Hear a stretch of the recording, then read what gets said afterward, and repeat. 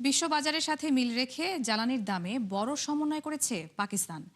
এক ধাক্কায় প্রতি লিটার পেট্রোলে ৭৪ ও ডিজেলের দাম ৬৭ রুপি কমানোর সিদ্ধান্ত নিয়েছে দেশটির সরকার। প্রধানমন্ত্রী শাহবাজ শরীফ জানান, দেশের মানুষকে তেলের নজিরবিহীন দাম বৃদ্ধির হাত থেকে বাঁচাতে উন্নয়ন বাজেট ও সাশ্রয়কৃত তহবিল থেকে ১২৯ বিলিয়ন রুপি ভর্তুকি হিসেবে ব্যয় করেছে সরকার। নাদিয়া ইসলাম তুলির আরও একটি রিপোর্ট। ইরান যুক্তরাষ্ট্রের চুক্তির পর বিশ্ববাজারে নিম্নমুখী তেলের দাম, এর সাথে সমন্বয় করে দাম কমিয়েছে পাকিস্তানও, যেখানে প্রতি লিটার পেট্রোলে ৭৪ ও ডিজেলে ৬৭ রুপি কমায় দেশটি। ৩৭৩ রুপির পেট্রোল বিক্রি হচ্ছে ২৯৯ রুপিতে, আর প্রতি লিটার ডিজেল ৩৭৮ রুপি থেকে কমে হয়েছে ৩১১ রুপি। মূলত ভোক্তাদের উপর চাপ কমাতে আন্তর্জাতিক বাজারের কম দামের সুবিধা পৌঁছাতে এই সিদ্ধান্ত নেয় শেহবাজ সরকার।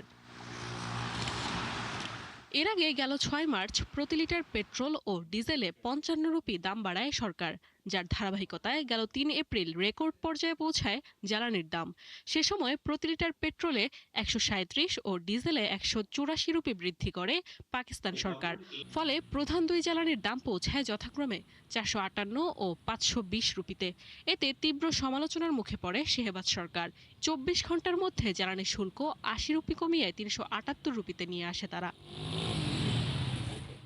এমন পরিস্থিতিতে জ্বালানি ব্যবস্থাপনার বিষয়টি জনগণের সামনে তুলে ধরে সরকার, যেখানে বলা হয় সংকটকালীন সময়ে কঠোর সাশ্রয় নীতির অনুসরণ করে তারা, যার মাধ্যমে জ্বালানি খাতে উন্নয়ন বাজেট থেকে ১২৯ বিলিয়ন রুপি সহায়তা দেওয়া হয়।